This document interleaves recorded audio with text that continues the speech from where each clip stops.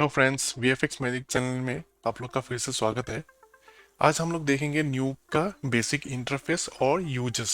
तो आप अगर पहले से न्यूक यूज कर रहे हो और इंटरफेस के बारे में आपको ऑलरेडी पता है तो ये वीडियो आप बिल्कुल स्किप कर सकते हो, लेकिन ये वीडियो उन लोगों के लिए बहुत ही काम आएगा जो पहली बार यूज करने वाले हैं या अभी रिसेंटली यूज करना स्टार्ट किया है। तो चलिए स्टार्ट करते हैं। तो ये है न्यूक का ऑफिशियल वेबसाइट। तो मैं यहाँ पे क्यों आया हूँ, तो यहाँ पे आपको बहुत सारी इंफॉर्मेशन मिलेगा और प्लस आप अगर एक स्टूडेंट हो और न्यूक सीखना चाहते हो तो यहाँ से पीएलई मोड डाउनलोड कर सकते हो।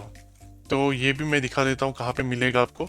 तो नीचे जैसे आओगे तो यहाँ पे देख पा रहे होगे कि यहाँ पे स्टूडेंट्स और नॉन नॉन कमर्शियल दो ऑप्शन है, राइट। तो ये दोनों ही डाउनलोड करके देख सकते हो, दोनों का थोड़ा सा अलग अलग है।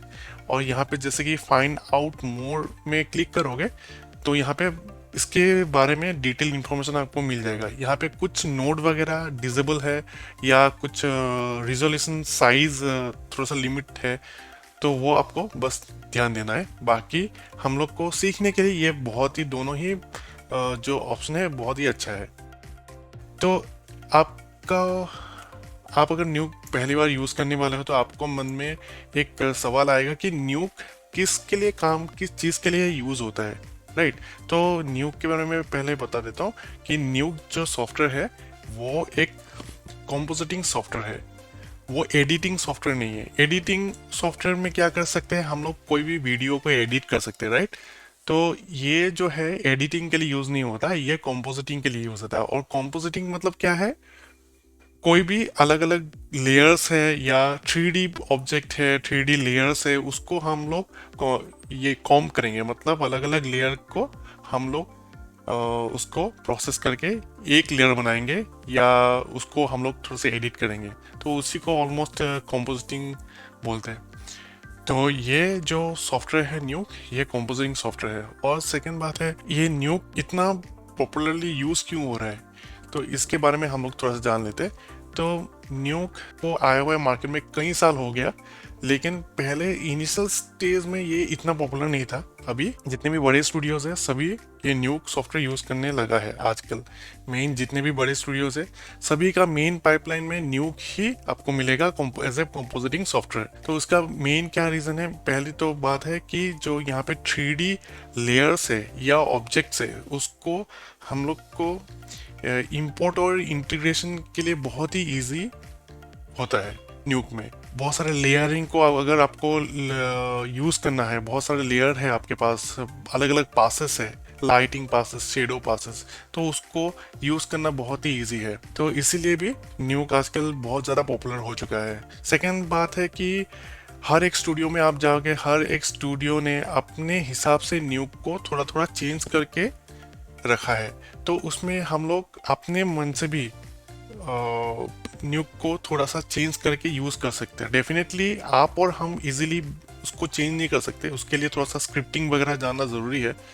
तो वो जो आईटी डिपार्टमेंट रहेगा तो वो मैनिपुलेट करके थोड़ा सा चेंज करके आपके लिए रेडी करके रखता है। तो ये जो हम लोग इजीली चेंज कर सकते हैं, तो इसके लिए भी बहुत सारे गिज्मोस हैं जो हर एक कंपनी का अलग अलग है, तो वो लोग गिज्मो बना के देते हैं और हम लोग को ये यूज़ करने के लिए मिलता है। तो ये बहुत ही यूज़र फ्रेंडली भी सॉफ्टवेयर है, तो इसके लिए भी न्यूक आजकल बहुत ज़्यादा पॉपुलर है। और एक रीज़न है न्यूक यूज़ करने का, और वो रीज़न क्यों क्या है, वो रीज़न ये है कि आजकल एक मूवी जो वीएफएक्स का एक कंपनी को काम करने के लिए मिलता है, तब एक मूवी बहुत सारे छोटे छोटे कंपनी को डिस्ट्रीब्यूट होता है। और फॉर एन एग्जांपल, एक ए नाम का एक कंपनी को एक वीएफएक्स का एक छोटा सा अगर पार्ट मिलता है, तो कभी कभी क्या करता है, ए नंबर कंपनी का काम कभी कभी बी नंबर कंपनी जो है उनको भी देना या शेयरिंग करना पड़ता है। तो वैसा टाइम पे न्यूक जो है तो वो बेस प्लेटफॉर्म की तरह काम करता है और बाकी कंपनी के बीच कोऑर्डिनेशन अच्छा होता है, और इसीलिए न्यूक इतना पॉपुलर है, राइट। तो एक बार देख लेते हैं कि इसका सिस्टम कॉन्फ़िगरेशन क्या है। तो सिस्टम रिक्वायरमेंट भी इसके अंदर ही मिल जाएगा। तो यहाँ पे ये पॉज मार के आप देख सकते हो processor, storage, RAM, display, video card या क्या क्या चाहिए, तो आप डिटेल में यहाँ पे देख सकते हो। ये हार्डवेयर कॉन्फ़िगरेशन के बारे में बता दिया। अभी हम लोग जाते हैं सीधा न्यूक में। तो ये न्यूक 10 है मेरा, और न्यूक एक्स प्लस 10 वर्जन। तो ये है उसका पहला बेसिक इंटरफेस। तो यहाँ पे सबसे पहले हम लोग को क्या देखने के लिए मिलता है, एक व्यूअर पार्ट। तो ये जो पार्ट है, हम लोग का जो भी काम रहेगा यहाँ पे डिस्प्ले होगा और यहाँ पे हम लोग को एडिट करना है। दूसरी जो पार्ट है कि इम्पोर्टेंट पार्ट हो गया, ये है नोड वाला पार्ट। तो हम लोग ये जो सॉफ्टवेयर है ये नोड बेस्ड सॉफ्टवेयर है। और नोड बेस और लेयर बेस सॉफ्टवेयर में क्या डिफरेंस है, नोड बेस में हर एक नोड में उसका इंफॉर्मेशन रहता है या सेटिंग्स रहता है। फॉर एग्जांपल मुझे ब्लर नोड यूज करना है या ब्लर यूज करना है अपना काम पे, तो एक बी जैसे प्रेस करेंगे ब्लर नोड आ गया, राइट। तो इसको डबल क्लिक जैसे करेंगे, यहाँ पे आप देख पा रहे हो कि सेटिंग्स है। तो हर एक नोड के अंदर इसका सेटिंग्स मिलता है, तो इसको बोलते हैं नोड बेस्ड सॉफ्टवेयर। तो एक छोटा सा ऐसा बॉक्स जैसा आएगा, उसी को बोलते हैं नोड, और उसके अंदर ही सबको सब सेटिंग आपको मिल जाएगा। तो ये है नोड बेस्ड सॉफ्टवेयर। और दूसरी बात है आफ्टर इफेक्ट्स और एडोब प्रीमियर, ये सब जो सॉफ्टवेयर है ये लेयर बेस है। और फोटोशॉप हो गया, तो ये इसमें लेयर में रहता है और लेयर के ऊपर हम लोग इम्प्लीमेंट करते हैं। कोई भी इफेक्ट हो गया या कोई भी चीज़ हो गया, उसके लेयर के ऊपर हम लोग इम्प्लीमेंट करते हैं। तो और एक चीज़ है कि न्यूक इसलिए भी पॉपुलर हुआ है कि न्यूक में पूरा चीज़ें ओपन है, मतलब बहुत ही ज़्यादा क्लियर है चीज़ें। जो भी नोड हम लोग यूज़ करेंगे, ये नोड ग्राफ जो है, ये नोड ग्राफ के अंदर ही पूरा क्लियरली दिखने के लिए मिलता है। हम लोग ने अगर ब्लर नोड यूज़ किया है या कोई भी चीज़ हम लोग ने यूज़ किया, यहाँ पे एज अ नोड के फॉर्म में यहाँ पे इजीली डिस्प्ले होता है, तो उसको हमें समझने के लिए बहुत ईजी होता है। लेकिन लेयर बेस में क्या होता है, लेयर के ऊपर हम लोग इम्प्लीमेंट करते हैं, तो सेटिंग्स में अगर जाओगे तो एक के अंदर एक सेटिंग्स अपने को ओपन करना पड़ता है, और ये काफ़ी ज़्यादा कंफ्यूजिंग होता है। तो इसीलिए भी आजकल नोड बेस जो भी सॉफ्टवेयर है वो ज़्यादा पॉपुलर होना स्टार्ट हो गया अभी। तो ये तो हो गया व्यूइंग डिस्प्ले अपना पार्ट। और दूसरा है नोड ग्राफ। तो यहाँ पे सबसे पहले देखते हैं, जैसे कि बाकी सॉफ्टवेयर में फाइल एडिट वाला एक यहाँ पे पार्ट मिलता है, तो यहाँ पे भी ऐसे ही मिलेगा। फाइल में आप जाओगे तो बहुत सारे ऑप्शन है, तो हर एक चीज़ के बारे में हम लोग अभी डिटेल में नहीं जाएंगे। ये सब के अंदर बहुत सारे सेटिंग्स है, तो वो हम लोग नेक्स्ट वीडियो में हम लोग डिस्कस करेंगे। तो यहाँ पे साइड में पहले देख लेते हैं। तो बाय डिफ़ॉल्ट जैसे हम लोग को ये इंटरफेस मिलता है, तो साइड में बहुत सारे यहाँ पे नोड्स मिलेगा, ठीक है। तो सबसे इम्पोर्टेंट नोड जो है ऊपर से स्टार्ट हो रहा है। तो यहाँ पे सबसे पहले वाला देखते हैं। एक एक जो यहाँ पे आइकन है, आइकन के अंदर बहुत सारे, जैसे मैंने फर्स्ट वाला आइकन क्लिक किया तो उसके अंदर पहले आता है रीड। तो रीड जो है वो कोई भी, पहले रीड हम लोग ले लेते हैं। तो रीड क्या है, तो रीड अगर कोई भी हमें फुटेज यहाँ पे इंपोर्ट करना है, तो ये रीड वाला हम लोग को जो नोड है वो लेना पड़ेगा। नहीं तो इसका शॉर्टकट क्या है, आर।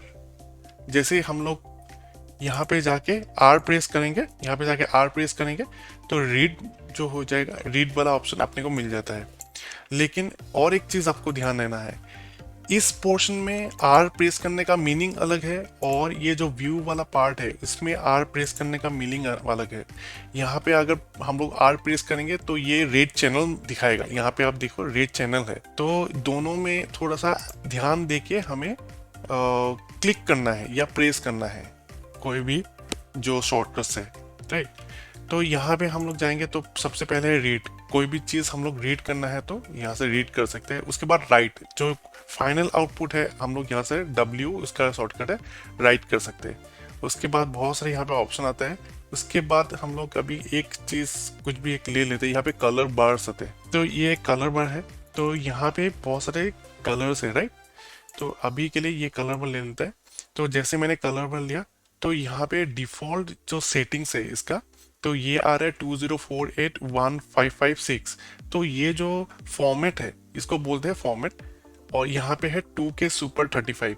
तो ये है इसका फॉर्मेट, ये बाय डिफॉल्ट फॉर्मेट है, क्योंकि अपना जो जितना भी मूवीज है तो वो है 2K मूवीज, 2K मतलब 2000, राइट। तो 2000 पिक्सल का ये रेशियो रहता है। और उसको हम लोग कैसे सेट कर सकते हैं, यहाँ पे एस प्रेस करना है ये नोट ग्राफ में, और यहाँ पे सेटिंग्स आ जाएगा। तो सेटिंग में जाके यहाँ पे फुल साइज फॉर्मेट है, तो यहाँ पे जाके हमें जो अपना फाइल यहाँ पे फुटेज है, फुटेज का जो साइज है, फॉर एग्जांपल यहाँ पे ये साइज है, राइट। तो ये साइज हमें देखना पड़ेगा कि कहाँ पे है। फॉर एग्जांपल ये तो बाय डिफॉल्ट अभी सिलेक्ट हो रहा है, क्योंकि अपना ये जो कलर बार है उसका कोई अपना पार्टिकुलर फॉर्मेट नहीं रहता है, तो इसीलिए ये बाय डिफॉल्ट पिक किया। लेकिन अपना अगर कोई भी फुटेज इंपोर्ट करते हैं तो सबसे पहले अपना काम यही रहता है कि फाइल फॉर्मेट में जाके उसका फॉर्मेट सिलेक्ट करना पड़ता है। तो ये सबसे पहला अपना काम रहता है कोई भी फुटेज को अगर इंपोर्ट करते हैं तो, राइट। उसके बाद देखते हैं यहाँ पे बहुत सारे अलग अलग आइकन है, और हर एक आइकन के अंदर बहुत सारे नोड्स है। तो हर एक नोड के बारे में बताना तो पॉसिबल ही नहीं है, और इवन मैंने इतना साल काम करने के बाद भी हर एक नोड का यूजेस मुझे कभी करना पड़ा ही नहीं, क्योंकि बहुत सारे ऐसे नोड्स है जो कभी मुझे ज़रूरत ही नहीं पड़ा, तो कभी यूज़ करना ही नहीं पड़ता है अपने को। अगर आप सिर्फ कॉम्प में काम करते हो या पेंट प्रेप में काम करोगे तो शायद ही आपको सब जो नोड्स है वो काम करने का या यूज़ करने का ज़रूरत पड़ेगा। लेकिन आप जितना इसके बारे में जान सकते हो तो उतना ही आपके लिए फ़ायदा रहेगा। तो यहाँ पे आप जितने भी नोड्स है यहाँ से आप एक्सेस कर सकते हो। दूसरी चीज़ है, यहाँ पे देखते हैं ये फर्स्ट व्यूअर। तो ये यहाँ पे जो है सबसे एक पहले एक डिफ़ॉल्ट नोड आता है, तो ये नोड के नाम है व्यूअर। मतलब ये व्यूअर से आप ऐसे अगर डिस्कनेक्ट अभी डिस्कनेक्ट है तो इसको यहाँ पे एक हैंडल मिलता है, तो यहाँ से जैसे कनेक्ट कर देंगे तो ये व्यूअर से कनेक्ट हो गया, और तभी यहाँ पे डिस्प्ले आ जाएगा। नहीं तो ये अगर डिस्कनेक्ट रहेगा तो ये व्यू नहीं होगा, मतलब ये ब्लैक दिखाएगा, राइट। तो मैं इसको पहले ऐसे कनेक्ट कर दूंगा, तभी इसका यहाँ पे व्यू आ जाएगा। उसके बाद है हम लोग यहाँ पे दूसरा मल्टीपल व्यूअर भी यूज़ कर सकते हैं, और व्यूअर यहाँ पे लेके आ सकते हैं, ये इसके बारे में भी हम लोग बाद में देखेंगे। उसके बाद है लेयर ऑप्शंस। यहाँ पे चैनल्स है, सबसे पहले RGBA। तो यहाँ पे बाय डिफॉल्ट RGBA सिलेक्ट है, और यहाँ पे RGB भी है, मतलब रेड ग्रीन और ब्लू। यहाँ पर नन है, तो नन कर देंगे तो यहाँ पे कुछ दिखाएगा ही नहीं, क्योंकि अपना जो है वो एटलीस्ट RGB या RGBA सिलेक्ट होना चाहिए। बाय डिफॉल्ट RGBA है, मतलब रेड ग्रीन ब्लू और अल्फा। तो यहाँ पे जाके अगर आपके पास बहुत सारे लेयर्स है, अलग अलग पासेस है, तो यहाँ पे जाके हम लोग लेयर ऐड भी कर सकते हैं। और 3D अगर हम लोग 3D लेयर्स कुछ हम लोग को मिलता है तो ये 3D लेयर भी हम लोग यहाँ पे ऐड कर सकते हैं, रिमूव कर सकते हैं। और दूसरा एक चैनल का ऑप्शन आता है यहाँ पे, तो ये भी इसी कारण यूज़ होता है कि आपके पास बहुत सारे लेयर्स है तो उसको यूज़ करने के लिए। तो यहाँ पे आप देख पा रहे हो कि RGB red green blue alpha, तो बाय डिफॉल्ट है RGBA अल्फा, तो इसी को पहले सिलेक्ट करके रखना है अपने को। उसके बाद आ गया RGB ऑप्शन। तो ये जो है बहुत ही इम्पोर्टेंट है, और आपको हमेशा याद रखना है ये कौन सा शॉर्टकट किसके लिए है। तो और ये जो है red green blue alpha luminous और मैट ओवरले, तो ये सभी चीजें सिर्फ इसके ऊपर ही काम करेगा। अगर ये आप R प्रेस करोगे इसके ऊपर तो कुछ अलग ही नोड आ जाएगा। R के लिए रीड है, तो ये मैं जैसे बोला कि आपको कहाँ यूज़ करना है, कौन से पार्ट में जाके R प्रेस करना है, वो आपको बहुत ही ध्यान से प्रेस करना है। तो यहाँ पे R प्रेस करेंगे तो इसका मीनिंग है रीड, लेकिन यहाँ पे अगर R प्रेस करेंगे तो इसका मीनिंग है रेड, राइट। तो ये रेड आ गया, देखिए यहाँ से, और इसका शॉर्टकट है R। उसके बाद R जैसे प्रेस किया मैंने, तो R का वैल्यू जहाँ पे है सिर्फ वही दिखाएगा, बाकी एरिया में जहाँ पे R मतलब रेड बिल्कुल नहीं है तो वो ब्लैक में दिखा रहा है। यहाँ पे कम रेड है लेकिन है रेड थोड़ा सा, तो इसलिए थोड़ा सा डार्क में दिखा रहा है। और उसके बाद मैं प्रेस करूंगा जी, तो यहाँ पे चीज चेंज हो गया, मतलब ग्रीन चैनल मैंने चूज किया और अभी ग्रीन आ गया। उसके बाद ब्लू, उसके बाद अल्फा। अल्फा हमें हमें अभी नहीं मिला है, और ये अल्फा नहीं है, ये कैसे हमें पता चलेगा? ये जो अपना ये थंबनेल है, ये थंबनेल जो अपना वीडियो थंबनेल है, वीडियो थंबनेल के ऊपर भी हमें पता चल जाएगा। यहाँ पे देखिए रेड, ग्रीन और ब्लू ही है। अगर यहाँ पे अल्फा होता तो यहाँ पे छोटा सा एक बॉक्स आता व्हाइट कलर का, तो फिर से मुझे ए प्रेस करना है तो RGB में चला जाएगा। उसके बाद है लुमिनेंस।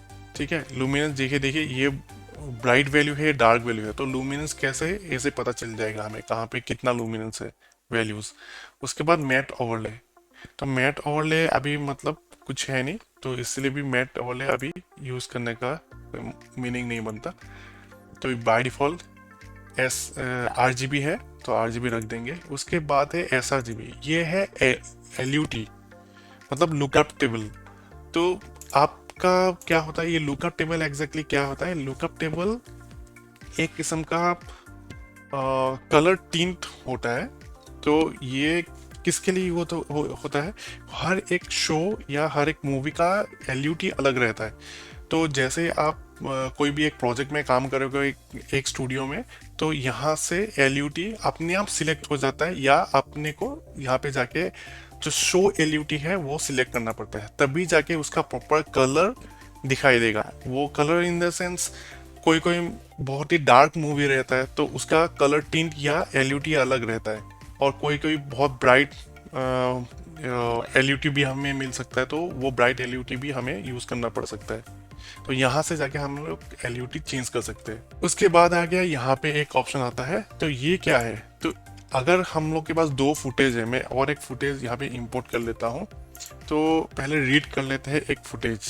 तो एक मेरे पास फुटेज है यहाँ पे कुछ फ्रेम का, तो यहाँ पे फुटेज सिलेक्ट करने का दो ऑप्शन है। पहले तो इसका जो पाथ है इसको कॉपी करेंगे और न्यूक में जाएंगे, और न्यूक में जाने के बाद पहले कैंसिल कर देता हूँ। यहाँ पे Ctrl+V जैसे प्रेस करेंगे, फोल्डर का पाथ ये अपने आप आ जाएगा। और दूसरा क्या तरीका है?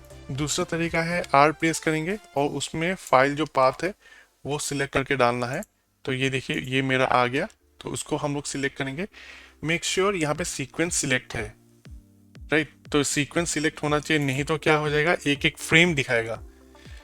ये मेरा 1001 से स्टार्ट हो रहा है, मतलब 0001 से स्टार्ट हो रहा है, और ख़त्म कहाँ हो रहा है 50 नंबर फ्रेम में। तो ये जैसे सीक्वेंस सिलेक्ट करेंगे तो एक ही सीक्वेंस में ये ओपन हो जाएगा। ये ओपन मैंने कर लिया, फिर से दूसरा वाला।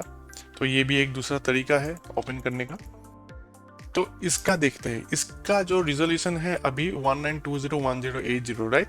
तो अभी मुझे क्या करना है, एस प्रेस करना है, और यहाँ पे जाके मुझे इसका जो फॉर्मेट है उसको सिलेक्ट करना है, मतलब 19201080। ये जब तक फॉर्मेट हम लोग सिलेक्ट नहीं करते तो अपना प्रोजेक्ट कभी भी स्टार्ट नहीं करना चाहिए। तो मैंने अभी इस प्रोजेक्ट सेटिंग कर लिया। उसके बाद यहाँ पे आ गया एक ऑप्शन, तो ये क्या है, अभी दो मेरे पास फुटेज है, राइट? तो उसके बीच मुझे अगर कंपेयर करना है तो उसके लिए ये वाला ऑप्शन यूज होता है। तो अभी क्या करेंगे, इसके लिए एक शॉर्टकट है W। तो देखिए अभी इसका फर्स्ट में क्या है, कलर बार्स, मतलब ये मैं कलर बार्स सिलेक्ट किया है यहाँ पे, ये है वाइप मुझे करना है, और अंडर है, और यहाँ पे दूसरा वाला में है रीड वन, मतलब ये जो रीड वन है फुटेज, तो वो मैंने सिलेक्टेड है। तो ये ऐसे में बाय डिफॉल्ट कैसा रहता है ये दिखा देता हूँ। बाय डिफॉल्ट ऐसा रहेगा सेंटर में, और जैसे हम लोग सिलेक्ट करेंगे ये वाला जो ऑप्शन है यहाँ पे हैंडल एक मिलेगा, ये ऑपेसिटी के लिए है, ये कम ज़्यादा कैसे कर सकते हैं। और ये जो बीच से हम लोग अगर यहाँ पे प्रेस करेंगे तो इसको ऐसे वाइप कर सकते हैं, और इसको हम लोग ऐसा चेंज भी कर सकते हैं, ऊपर नीचे या साइड वाइज ऐसे। और फिर से हम लोग W प्रेस कर देंगे तो एक ही व्यू दिखाएगा, तो ये डिसेबल हो गया। तो यहाँ से भी हम लोग चेंज करके वो ला सकते हैं। अभी मैं W प्रेस कर दूंगा तो अभी नहीं चाहिए। उसके बाद यहाँ पे कुछ ऑप्शन आता है वो हम लोग देख लेते पहले। तो यहाँ पे है सेफ जोन। तो ये है गेट्स। तो गेट्स क्या है कि ये इतना बहुत ज़्यादा यूज़ नहीं होता। तो कुछ कुछ फुटेज में एक बाउंड्री बॉक्स रहता है, तो वो बाउंड्री बॉक्स के अंदर ही हमें काम करना पड़ता है, तब ये गेट्स यूज़ होता है। तो अभी के लिए इसको छोड़ देते, और ये अलग अलग गेट्स है तो वो यूज़ करके हम लोग देख सकते हैं, लेकिन ये विजुअली हम लोग को यूज़ नहीं करना है। और दूसरा है मास्किंग रेशियो। तो यहाँ पे नीचे है ये मास्किंग के अंदर, तो ये नीचे है एस्पेक्ट रेशियो। तो ये अलग अलग एस्पेक्ट रेशियो हम अपने को मिल जाता है। तो कभी कभी क्या होता है, कोई कोई फुटेज में हमें एस्पेक्ट रेशियो इसको यूज़ करना पड़ता है, तो उसका यहाँ पे ऑलरेडी कुछ दिया हुआ है एस्पेक्ट रेशियो, तो वो हम लोग यूज़ कर सकते हैं। तो ये भी बहुत ज़्यादा यूज़ नहीं होता हमें, तो इसको नन कर देंगे। और उसके बाद और एक ऑप्शन आता है नो वार्निंग्स और एक्सपोजर्स। तो ये पहले यहाँ पे देखते हैं।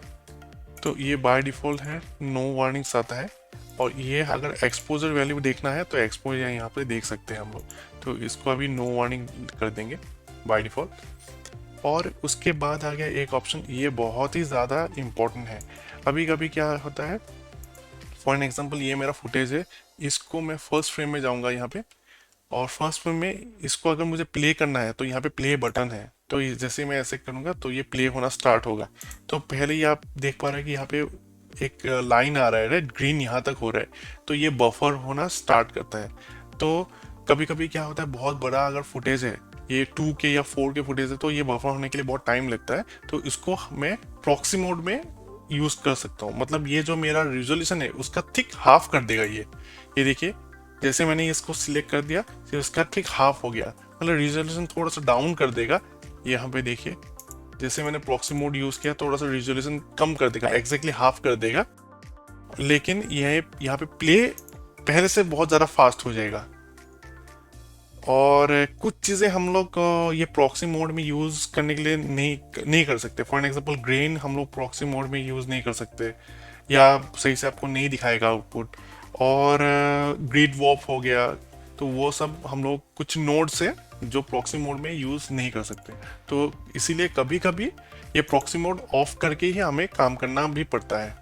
तो ये सब जब आप फुटेज को प्ले करोगे तो ये प्रॉक्सी मोड ऑन करना पड़ता है। तो ये फुल फ्रेम प्रोसेसिंग, ये क्या होता है कि एक एक फ्रेम जब हम लोग प्ले करते हैं तो यहाँ पे लोकल रेंडर होता है। Local render in the sense ये फुटेज को एक एक फ्रेम को रेंडर करता है, मतलब नेक्स्ट फ्रेम प्ले करने के लिए, तो इसके लिए इसको यूज़ होता है।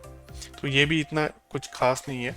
तो इसके बाद आ गया यहाँ पे रिफ्रेश बटन। अब कुछ भी हम लोग ने काम किया, कुछ भी रोटो किया या कुछ भी हम लोग ने पेंट किया, तो अगर उसको रिफ्रेश करना है, ये रिफ्रेश नहीं हो रहा है, तो यहाँ से जाके ऐसे रिफ्रेश कर सकते हैं। उसके बाद आ गया ये है एक ऑप्शन, तो इसको जैसे हम लोग सिलेक्ट करेंगे, ये बहुत ही ज़्यादा इंपॉर्टेंट है। फॉर एग्जाम्पल हमें पूरा फुटेज को प्ले नहीं करना है, फॉर एग्जाम्पल छोटा सा एक पार्ट को यहाँ पे कॉर्नर में यहाँ पे प्ले करना है हमें, और इतना ही एरिया पे हम लोग ने काम किया। तो जैसे प्ले करेंगे इतना ही पार्ट ये प्ले होते हुए अपने को देखने के लिए मिलेगा। तो ये बहुत यूज़फुल है और ये बहुत ही यूजुअली यूज़ करते हैं लोग। उसके बाद मैंने इसको ऑफ कर दिया, अभी फुल फुटेज को प्ले होते हुए आपको दिखने के लिए मिलेगा। उसके बाद आ गया यहाँ पे पॉज बटन। तो एक कभी कभी क्या होता है, ये पॉज बटन अगर ऑन रहता है तो हम लोग कभी मतलब अगर प्ले भी करेंगे तो यहाँ पे कुछ भी अपडेट नहीं दिखाएगा, क्योंकि यहाँ पे पॉज है। तो जैसे ही पॉज बटन हटाएंगे तो पूरा यहाँ पे प्ले होना स्टार्ट कर देगा। तो अभी के लिए स्टॉप कर देता हूँ दूंगा। उसके बाद आ गया यहाँ पे जूम। तो यहाँ पे अलग अलग जूम है, तो यहाँ पे जूम ऑप्शन आप यूज करके देख सकते हो, नहीं तो यहाँ से मिडिल माउस बटन से भी हम लोग ये फुटेज को जूम इन आउट कर सकते हैं। उसके बाद आ गया एस्पेक्ट रेशियो। ये pixel aspect ratio in the sense ये क्या है, रिजोल्यूशन एक्चुअली है।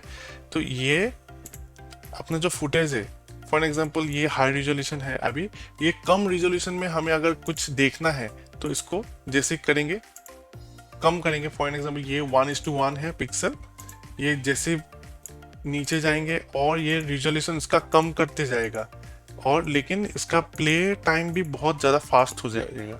लेकिन जितना हम लोग यहाँ पे सॉरी ये वाला कम वाला यूज़ करेंगे, लेकिन इतना ही ये पिक्सेलाइट है होगा, ये डिटेल हमें दिखने के लिए मिलेगा ही नहीं। तो उसको हमेशा 1:1 ही रखना है।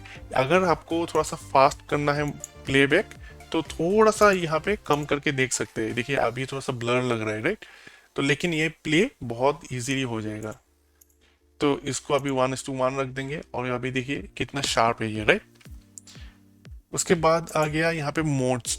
यहाँ पे 2D 3D अलग अलग मोड है। बाय डिफॉल्ट 2D मोड में है क्योंकि अपना जो फुटेज है वो 2D है। तो ये हम लोग यहाँ से जाके 3D भी सिलेक्ट कर सकते हैं और इसका शॉर्टकट क्या है, V। तो 3D मोड में जाएंगे तो कोई भी हम लोग 3D ऑब्जेक्ट कार्ड या ऐसा कुछ हम लोग अगर प्लेस करना है तो 3D मोड में जाके प्लेस कर सकते हैं। तो 3D मोड में जैसे कि है यहाँ पे आप देख पा रहे हैं कुछ अलग ही ऑप्शन आ गया, राइट? तो कंट्रोल प्रेस करके ऐसे रोटेट हम लोग कर सकते हैं ऑब्जेक्ट, ये सेंटर अपना है। तो यहाँ पे कोई ऑब्जेक्ट है या कैमरा है तो उसको हम लोग देख सकते हैं यहाँ पे। और यहाँ पे जाके क्रिएट कैमरा कर सकते हैं या अपना जो कैमरा है उसको सिलेक्ट करके देख सकते हैं। उसके बाद एक कैमरा का यहाँ पे प्लेस है और कैमरा के व्यू से आपको देखना है तो यहाँ पे ऐसे क्लिक करना है तो वो कैमरा व्यू से आपको देखने के लिए मिलेगा। उसके बाद है ये सिलेक्शन। तो यहाँ पे बहुत सारे अलग अलग सिलेक्शन है। अगर आपके पास कार्ड है और उसका जो पॉइंट्स है उसको सिलेक्ट करना है, फेस सिलेक्ट करना है, तो यहाँ से हम लोग सिलेक्ट कर सकते हैं। उसके बाद है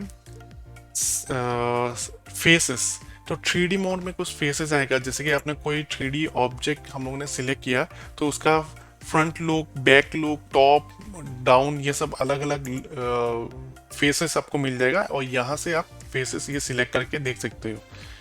ये फ्रंट है, ये बॉटम है, उसके बाद ये टॉप है। तो अभी तो अपने पास ऑब्जेक्ट नहीं है तो इसीलिए ऐसे ही दिखा रहा है, आपको इतना कुछ समझ में नहीं आएगा। ये जब 3D ऑब्जेक्ट यूज़ करेंगे तब हमें ये सब ऑप्शन भी यूज़ करके देख सकते हैं। उसके बाद आ गया फिर से 2D मोड में हम लोग चले जाएंगे। उसके बाद आ गया यहाँ पे गेन एंड गामा। तो ये दोनों जो ऑप्शन है, तो ये ऑप्शन के बारे में बताता हूँ। ये यहाँ पे आप देख पा रहे हो कि यहाँ पे वैल्यू 1 है, यहाँ पे वैल्यू 1 है।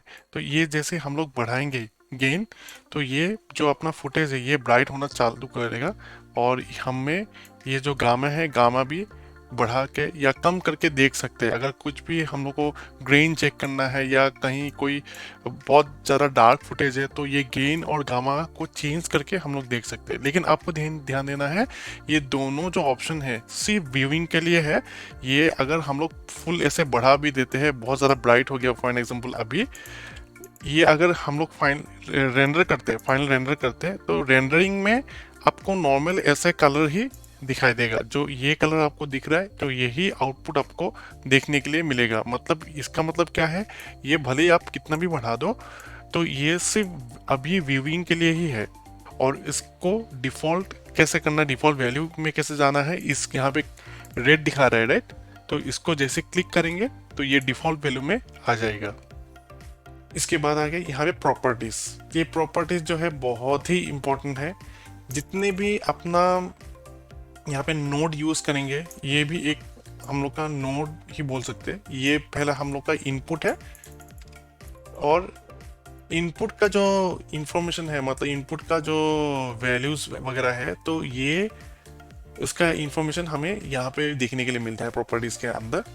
तो यहाँ पे आप देख पा रहे हैं सबसे पहले ये 10 है, मतलब 10 अलग अलग सेटिंग्स एक ही साथ ये ओपन हो जाएगा। यहाँ पे अभी दो हम लोग का पास अलग अलग चीज़ें हैं, इनपुट है, तो दोनों का सेटिंग्स हम लोग को यहाँ पे देखने के लिए मिल रहा है। उसके बाद आ गया यहाँ पे लॉक। ये अगर लॉक कर देंगे तो हम लोग क्या करेंगे, जैसे यहाँ पे क्लिक करेंगे तो इसका जो सेटिंग्स है, तो ये सेटिंग्स एक पॉपअप विंडो में, एक फ्लोटिंग विंडो में आपको मिलता है। अभी के लिए मैं इसको अनलॉक कर देता हूँ। उसके बाद आपके पास बहुत सारा यहाँ पे सेटिंग्स आ गया। तो इसको सेटिंग्स को अगर आपको एक ही साथ बंद करना है तो यहाँ पे क्लिक करना है और जितने भी सेटिंग्स है वो एक ही साथ हाइड हो जाएगा या चला जाएगा। अभी क्या है कि मैं यूजुअली यहाँ पे 1 या 2 रखता हूँ। क्यों? क्योंकि यहाँ पे जितने भी सेटिंग्स है, अगर बहुत सारे सेटिंग्स आ गया 10 विंडो अगर यहाँ पे बाय डिफॉल्ट 10 रहता है, 10 यहाँ पे अलग अलग सेटिंग्स अगर आ जाता है तो यहाँ पे आपको कभी कभी ढूंढने के लिए ही टाइम लग जाता है। कोई कोई नोट्स का सेटिंग्स इतना बड़ा रहता है कि आपको ये पर्टिकुलर एक सेटिंग्स ढूंढने के लिए बहुत टाइम लग जाता है। तो इसका वैल्यू मैं हमेशा 1 या 2 रखता हूँ। 2 क्यों रखता हूँ? कोई भी for an example grade node हो गया, राइट, तो ग्रेड नोड हो गया और ब्लर नोड हो गया या कोई भी नोड हो गया, तो यहाँ पे अगर 2 वैल्यूज है तो इन दोनों का ही सेटिंग यहाँ पे आपको देखने के लिए मिलेगा। और उसके अंदर अगर आपको लिंक करना है, कोई भी यहाँ से या लिंक करना है या कुछ भी लिंक करना है, तो ये बहुत ही इजीली हो जाता है अगर 2 रखते हैं तो 2 से अगर ज़्यादा रखोगे तो थोड़ा सा आपको कंफ्यूजन हो सकता है। तो इसीलिए मैं ये इधर 1 रखता हूँ, नहीं तो 2 रखना है अपने को। उसके बाद आ गया यहाँ पे कॉर्नर में देखते हैं, यहाँ पे फ्रेम रेंज है, फ्रेम स्पीड है। यहाँ पे बाय डिफॉल्ट 24 फ्रेम्स पर सेकेंड है, यहाँ पे सिलेक्ट है। तो इसको आप अपने हिसाब से चेंज कर सकते हो। यहाँ पे मैक्सिमम 60 है और मिनिमम 8 है।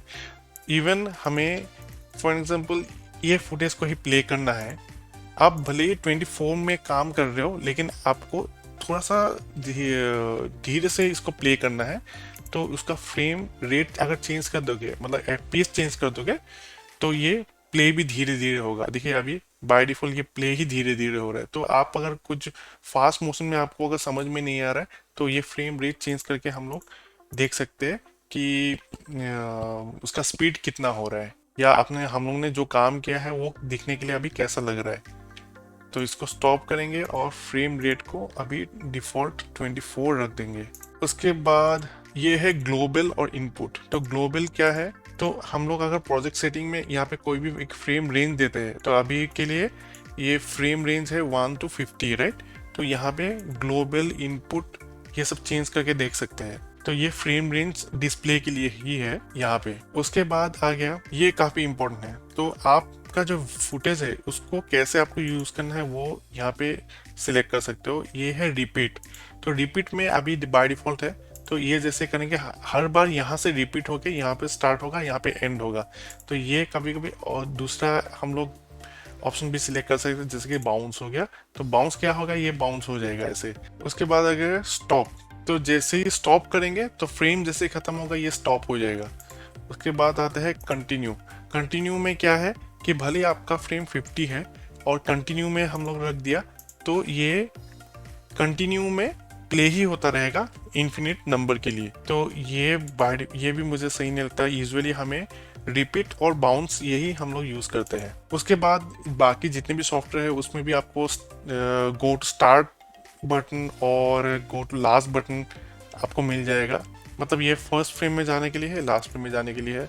उसके बाद ये अगर आपने कोई भी की फ्रेम लगाया, ये की फ्रेम टू की फ्रेम जंप करने के लिए बीच में मान लो यहाँ पे 18 में की है, तो ये अगर यहाँ पे की फ्रेम प्री फ्रेम हम लोग सिलेक्ट करेंगे आगे और पीछे, तो की फ्रेम टू की फ्रेम ही जंप करेगा। उसके बाद आ गया एक एक फ्रेम अगर हमें जाना है तो इसको सिलेक्ट करना है, और पूरा सब फ्रेम को अगर सिलेक्ट करना है, मतलब प्ले करना है एक साथ, तो यहाँ पे हम लोग ऐसे सिलेक्ट करेंगे। उसके बाद यहाँ पे आप देख रहे हो 43, राइट, मतलब यहाँ से हम लोग फ्रेम नंबर अगर चेंज करेंगे, फॉर एग्जांपल मुझे 20 नंबर फ्रेम में जाना है, तो सीधा हमें यहाँ पे 20 प्रेस करेंगे तो 20 नंबर फ्रेम में जंप होके 20 नंबर फ्रेम में चले जाएंगे। उसके बाद ये आई बटन। तो आई बटन क्या है, ये लॉक होता है कि यहाँ से ही आपका प्ले अभी स्टार्ट होगा, और फॉर एग्जाम्पल 40 में जाके यहाँ पे लॉक करना है, तो यहाँ पे आई, ये ओ जो है ओ को क्लिक करेंगे। तो इसको हम लोग ऐसे चेंज भी कर सकते हैं यहाँ से लेके, और अभी क्या है सिर्फ 20 से 40 नंबर फ्रेम ही प्ले होगा ऐसे। तो अगर हमें पूरा फुल फ्रेम प्ले करना है तो इसको ऐसा ड्रैग कर देंगे, और अभी पूरा फुल फ्रेम ये प्ले होना चालू हो जाएगा।